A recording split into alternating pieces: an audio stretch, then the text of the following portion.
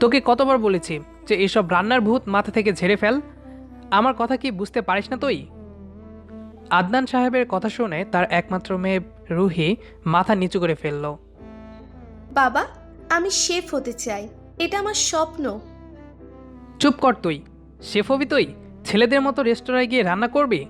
আমার মেয়ে হয়ে এসব চিন্তাভাবনা করা বন্ধ কর। বাবার ধমকে কেঁপে উঠল রুহি। বাবা, আমি মেয়ে হয়ে কেন পারবো না শেফ হতে? আমি চাই আমার রান্না খেয়ে সবাই খুশি হোক। আমার বিভিন্ন পদে রান্না করতে খুব ভালো লাগে। তুই ইঞ্জিনিয়ারিং পড়বি, ব্যাস, আর কোনো কথা হবে না। কথাটা বলেই রুহির রুম থেকে হনহন করে চলে গেলেন আদনান সাহেব। রুহি কান্না করতে করতে নিচে বসে পড়ল।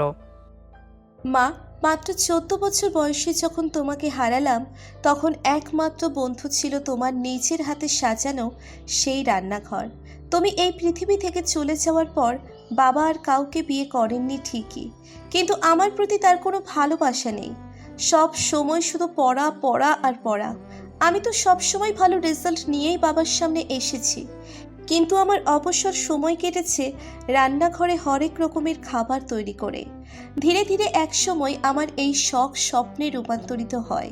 একজন ইন্টারন্যাশনাল শেফ হওয়ার প্রবল ইচ্ছে নিজের মধ্যে কখন সে তৈরি হয়েছে সেটা আমি বুঝতেই পারিনি। কিন্তু বাবা যে আমাকে আমার স্বপ্ন পূরণ করতে দিচ্ছে না মা। স্বপ্নহীন কোনো মানুষ কি এই দুনিয়াতে বাঁচতে পারে? হুম, পারে না। এখন আমি কি করব মা, তুমি আমাকে বলে দাও। কথাগুলো বলতে বলতেই বিছানার এক কোণে ঘুমিয়ে গেল রুহি।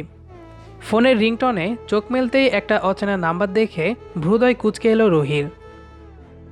আসসালামু আলাইকুম, কে বলছেন?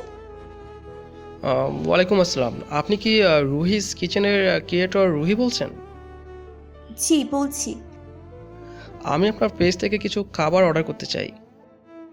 আচ্ছা, কি কি অর্ডার করবেন সেটা পেজের ইনবক্সে নাম, মোবাইল নম্বর আর অ্যাড্রেস সহ সেন্ড করুন। যথাসময়ে আপনার খাবার আপনার লোকেশনে চলে যাবে ইনশাল্লাহ। ঠিক আছে। কথা বলে ফোন রাখতেই কলিং বেলের আওয়াজ পেল রুহি। দরজা খুলে একজন ছেলেকে ফর্মাল ড্রেসে দাঁড়িয়ে থাকতে দেখে রুহি জিজ্ঞেস করলো, জি বলুন, কাকে চান? মিস্টার আদনান সাহেব আছেন বাড়িতে? জি আছেন। ওনাকে এই খামটা দিয়ে দিবেন, আর আপনি এখানে সাইন করুন। রুহি সই করে খামটা নিয়ে দরজা বন্ধ করে দিল। কে এসেছিল রুহি? বাবা, একটা ছেলে এসে এই খামটা দিয়ে বলল তোমাকে দিতে। কিসের খাম দেখি? এই নাও। কথাটা বলেই রুহি আদনান সাহেবের হাতে খামটা দিয়ে দিল। খাম খুলে একটা চিঠি পেল আদনান সাহেব। চিঠিটা খুলে পড়তেই ধপ করে সোফায় বসে পড়লেন তিনি। রুহি তাড়াতাড়ি গিয়ে ধরল ওনাকে। কি হয়েছে বাবা? আদনান সাহেব কোনো কথা না বলেই চিঠিটা রুহির দিকে এগিয়ে দিল। চিঠিটা পড়েই আঁতকে উঠল রুহি। চিঠিতে লেখা আছে, আদনান সাহেব যথাসময়ে ব্যাংকের লোন পরিশোধ করতে না পারার কারণে আদনান সাহেবের বাড়িটা ব্যাংক কর্তৃক নিয়ে নেবেন। কিন্তু এই বাড়িটা আদনান সাহেব নিজের পরিশ্রম দিয়ে তৈরি করেছিলেন। রুহির মা নিজ হাতে সব কিছু সাজিয়েছিলেন। সেই বাড়ি আজ আর তাদের নেই ভাবতেই আদনান সাহেবের বুকে ব্যথা শুরু হলো। রুহি কি করবে বুঝতে না পেরে ওর বন্ধু আনিতা, ইশারা আর আশফিকে কল করে বলল পপুলার হসপিটালে আসতে। তারপর অ্যাম্বুলেন্সে কল করে খুব দ্রুত নিজের বাবাকে নিয়ে হসপিটালে পৌঁছালো সে।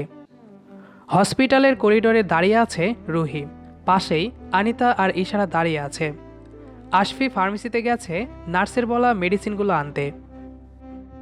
রুহি, প্লিজ কাঁদিস না, সব ঠিক হয়ে যাবে। কি থেকে কি হয়ে গেল আমি কিচ্ছু বুঝতে পারছি না ইস্যু। চিন্তা করিস না, আঙ্কেল ঠিক হয়ে যাবে।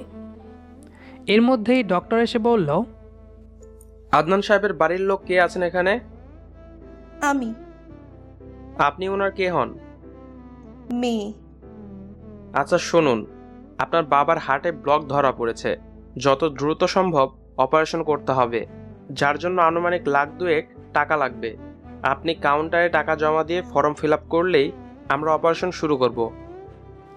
কথাটা শুনেই রুহি থমকে গেল। এই মুহূর্তে এতগুলো টাকা কে দিবে ওকে? তবুও সব আত্মীয় স্বজনের কাছে কল করেও আশানুরূপ কোনো উত্তর পেল না সে। শেষে মায়ের গহনাগুলো বিক্রি করেও 1.5 লাখ মতো টাকা হলো। বাকি 50,000 টাকা সে কোথায় পাবে ভাবতে ভাবতেই মনে পড়ল পেজ খোলার পর এই 1 বছরে বেশ অনেকগুলো টাকা পেয়েছে সে খাবার সেল করে। 1 টাকাও খরচ না করে সব জমিয়ে রেখেছিল। ভাগ্যক্রমে সেখান থেকেই বাকি টাকা ম্যানেজ করে বাবার অপারেশনের টাকা জোগাড় করলো সে। আজ 3 দিন হলো অপারেশন করা হয়েছে আদনান সাহেবের। রুহি স্যুপের বাটি থেকে একটু একটু করে স্যুপ খাওয়াচ্ছে তাকে। রুহি, সত্যি করে একটা কথা বলতো মা। হ্যাঁ বাবা, বলো কি কথা। তুই অপারেশনের এতগুলো টাকা কোথায় পেলি? বাবা, মায়ের গয়নাগুলো সব বিক্রি করে দিয়েছি, শুধু চেইনটা রেখে দিয়েছি শেষ স্মৃতি হিসেবে। আর আমার রান্নার পেজ থেকে আমি এই যাবৎ যতগুলো টাকা পেয়েছি সব জমিয়ে রেখেছিলাম। সব কিছু মিলিয়ে অপারেশনের টাকা জোগাড় হয়ে গেছে। মেয়ের কথা শুনে আদনান সাহেবের চোখের কোণে পানি জমেছে ইতিমধ্যেই। এ কি বাবা, তুমি কাঁদছো কেন? মারে, তোকে এই রান্না করা শেফ হওয়া নিয়ে আমি কত কথা শুনিয়েছি, অথচ দেখ আজ তোর ইনকামের টাকা দিয়েই আমার জীবন বাঁচালি তুই। এই ঋণ আমি কখনো শোধ করতে পারবো না রে। এভাবে বলো না বাবা, তুমি আমাকে বড় করেছো, সেখানে মেয়ে হিসেবে আমার দায়িত্ব তোমাকে বাঁচানো। আজ থেকে আমি নিজে তোকে অনুমতি দিলাম, তুই তোর স্বপ্ন পূরণ কর। একজন ইন্টারন্যাশনাল শেফ হয়ে সবাইকে দেখিয়ে দে তুই। সত্যি বলছো বাবা? হ্যাঁ মা, আমি সত্যি তোকে অনুমতি দিলাম। আমি নিজের ভুল বুঝতে পেরেছি। এতদিন তোকে কথা শোনানোর জন্য আমাকে মাফ করে দিস। বাবার কথা শুনে চোখ থেকে পানি পড়তে লাগলো রুহির। এই কান্না কষ্টের কান্না নয়, এই কান্না খুশির কান্না, এই কান্না নিজের স্বপ্ন পূরণ করার কান্না। এমন রুহিদের স্বপ্ন পূরণ হোক বাস্তবে আরও শতবার, হাজারবার, বারবার। আমাদের আজকের গল্পটি আপনার কাছে কেমন লেগেছে সেটি অবশ্যই কমেন্ট করে জানাবেন। দেখা হবে আবারও নতুন কোনো গল্প নিয়ে। সেই পর্যন্ত আমাদের পেজটি ফলো করে আমাদের সাথেই থাকবেন। ধন্যবাদ সবাইকে।